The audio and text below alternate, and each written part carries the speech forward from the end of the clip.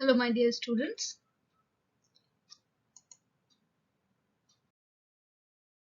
Today we are going to study the first chapter of Standard 6 Literature, that is Lesson 1, Section B, 3 Days to See. First, let's find out about the author. We had seen this video in class. Now this is an essay written by Helen Adams Keller. She was born on June 27, 1880 and died June 1st, 1968.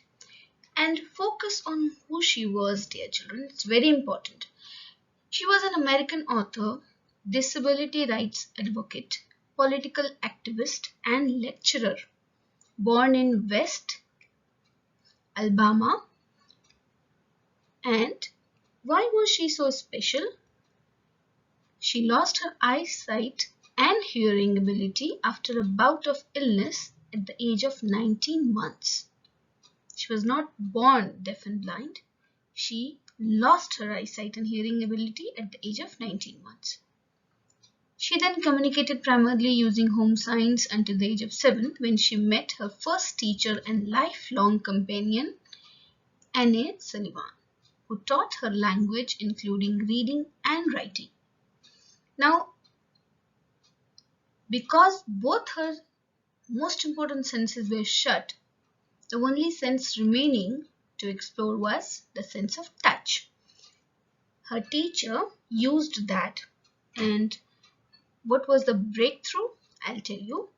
One day when she made Helen put her hand into running water and then spilled water, suddenly Helen understood that water meant something wet running over her hand. She understood that words were the most important things in the world. Words would tell her everything she wanted to know. Now, there are special hand signs that are made using fingers, and just with those finger formations, letters can be spelled on somebody's hand and they understand the letters. Okay, this is how she first introduced words to Helen. Helen learned 30 words that day. Mother, father, sister, teacher were among them. Words that were to make the world blossom to her. By the end of August, in 6 short months, Helen knew 625 words. She was deaf and blind, but she was smart. Why I'm telling you this? Because losing some abilities cannot hamper the growth of your brain. It's just you have to find alternate ways. Yes, and then what she learned next? How to speak and understand people's speech using the Tadoma method. By the time she was 16, Helen could speak well enough to go to the college. Helen Keller, the little girl, became one of the history's most famous women. She traveled around the world speaking in more than 25 countries in the 5 major continents. Wherever she went, she brought new courage to millions of people. At the age of 22, Keller published her autobiography. Now, normal people who can hear and see don't publish their autobiography at the age of 22, but she did. The Story of My Life in 1903 with the help of Sullivan and Sullivan's husband, John Massey. Keller was a prolific author, writing 14 books. Yes, my dear children, 14 books and hundreds of speeches and essays on topics ranging from animals to Mahatma Gandhi. Keller campaigned for those with disabilities, for women's suffrage, labor rights, and world peace. And one of our essays we are going to study as our next chapter.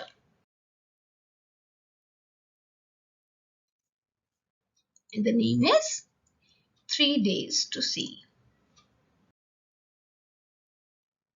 Now, this was published as an article.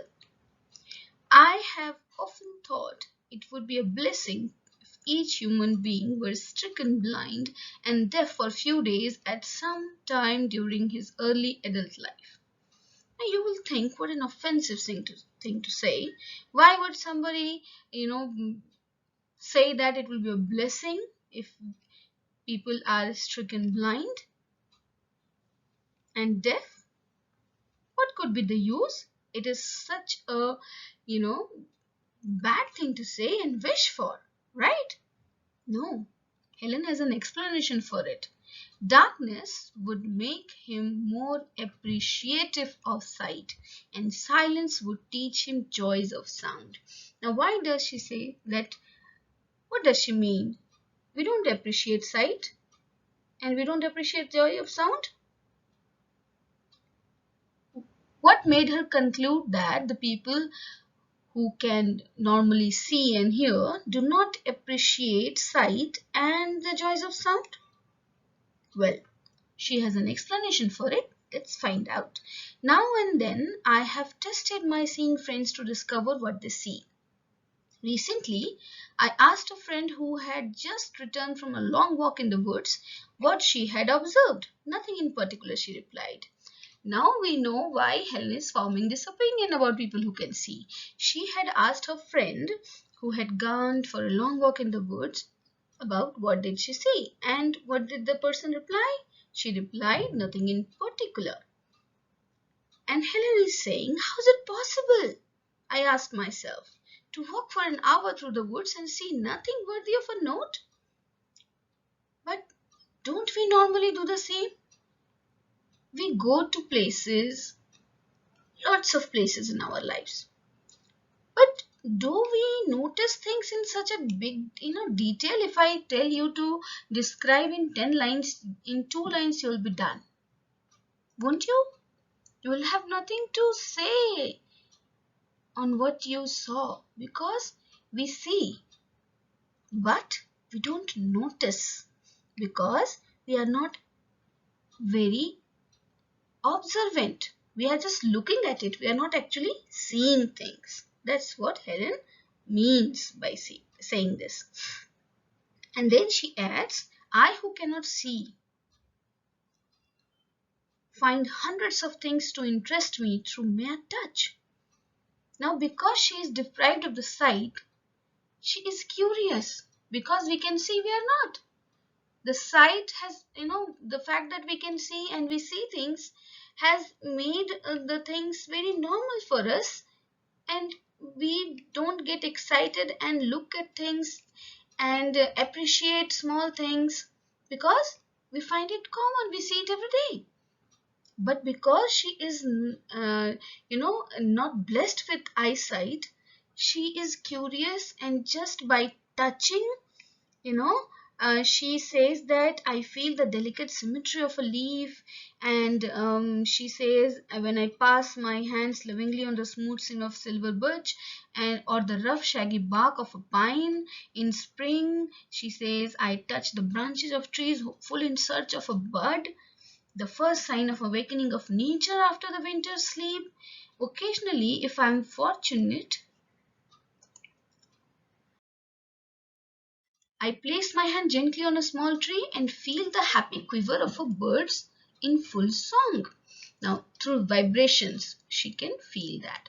Now, she is describing the smoothness, the shagginess of the bark, the smoothness of the leaf, and the vibrations, and the bud that comes out after the winter. Now, all these things she's appreciating because she cannot see.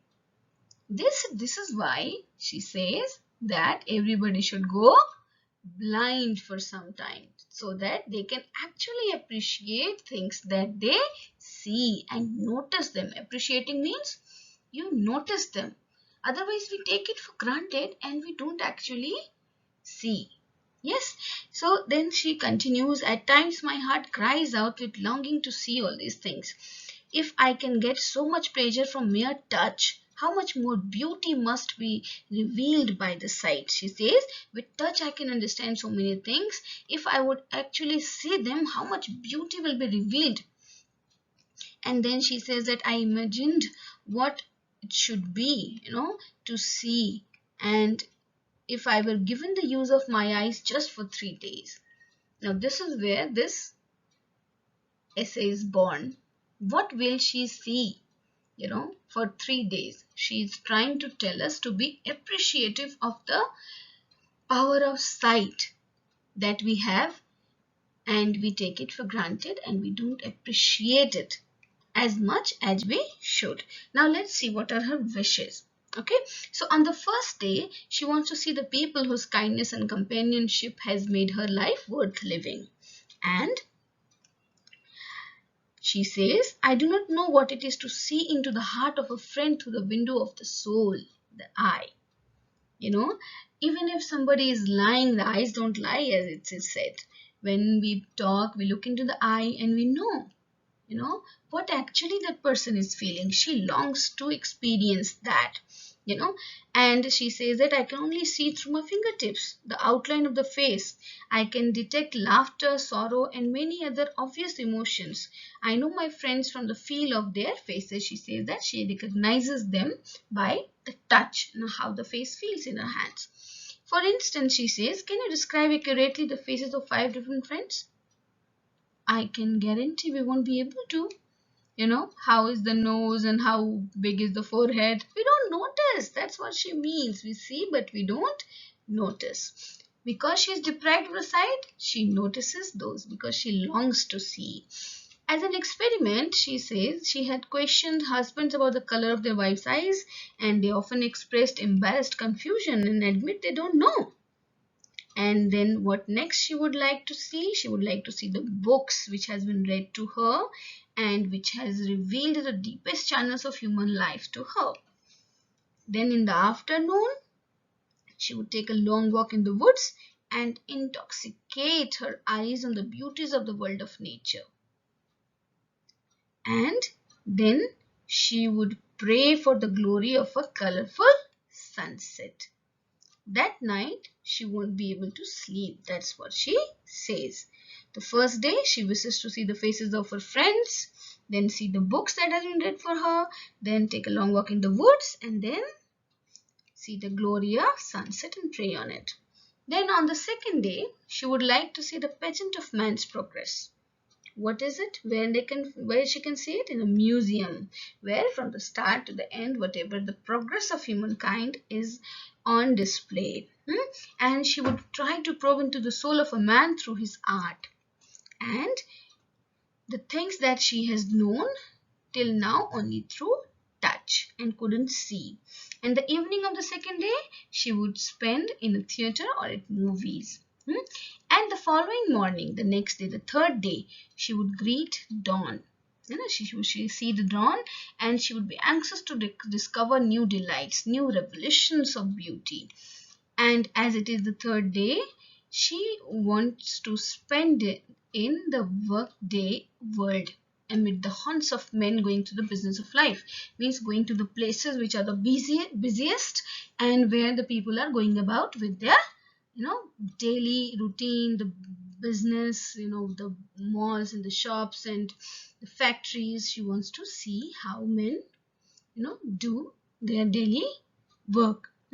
And at midnight, the permanent night, because the 3 days are over, so she says it's a permanent night now. She would, as the darkness of her life, she compares it to permanent night. Because she's blind, so her life is a permanent night, that she says. And when the darkness would finally descend on her, she would realize how much is left unseen. That's what she says. Now she uses so many metaphors here, dear children. What are metaphors? When you compare two things that are very different, and you make a comparison between two things which are completely different. Then I'm sure that if you face the fate of blindness, you would use your eyes as never before. That's what she says in the start of the lesson as well. That's what she means when she says that it would be a blessing for mankind that if they could go blind and deaf for some time. in their life. Now your eyes, after you face the fate of blindness, she says that everything you saw would become dear to you because you will know the importance. Your eyes would touch and impress every object that came within the range of vision. Now, here again, eyes would touch and embrace. Eyes cannot touch literally. Yes, it will touch metaphorically. Metaphorically, it's just a way of telling. What do you mean by you can touch and embrace? When you, look into the details and appreciate the fine details of something, it will be like you are touching and embracing every object. Sometimes you find a flower vase which is very beautiful. Somebody has colored it so beautifully. What do? You hold it in your hand and you appreciate it. Look at the fine details. So that is touching and embracing, right? So she says your eyes will touch and embrace every object that would come within the range of your vision. And then at least you will really see, and a new world of beauty would open itself before you. She says, I who am blind can give one hint to those who see. Use your eyes as if tomorrow you would be stricken blind. And the same method can be applied to other senses. Hear the music of voices and the sound of bird, mighty strains of an orchestra, as if you would be stricken deaf tomorrow. Touch each object as if tomorrow your tactile sense, that is the sense of touch, would fail. Would fail. Smell the perfume of flowers, taste and relish each morsel as if tomorrow you would never smell and taste again. Make the most of every sense, but of all the senses, I am sure the sight must be the most delightful. Why she finds sight most delightful, children? Because she herself is not able to see. Yes. So she says that you should relish every moment, every morsel that you eat. You should appreciate everything that you hear and see and touch and smell. So appreciate all the senses, whatever you receive from this world that God has created, whatever you receive through your senses, appreciate it to the fullest. Means be in the moment and enjoy and accept and view the minute details of everything that you get to see, hear, taste, smell and touch. Okay. Now Helen Keller was able to see many things because she was very sensitive to things around her. When Helen Keller would place her hand on a small tree, she could feel the vibrations in the tree caused by the singing. Yes, sleep would elude Helen on the first day because she would be very excited to be able to see the world. Helen Keller feels that all the senses, sight must be the most delightful because there is much more to see than to hear, smell and taste. Yes, right? That is the correct answer. Okay, now that's it for today. I'll see you with the next video of lesson 1C. Thank you.